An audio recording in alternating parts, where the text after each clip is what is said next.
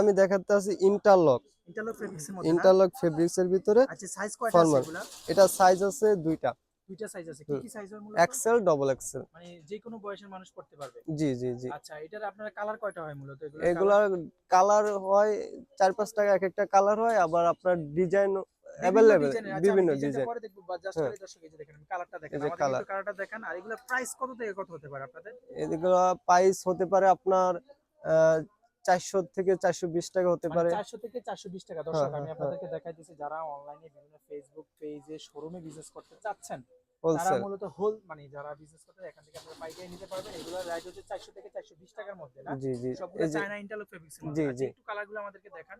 এই এই যে যে দর্শক, এগুলো হচ্ছে সবগুলো হচ্ছে কালার। এই যে আপনারা স্ক্রিনশট দিয়ে রাখবেন।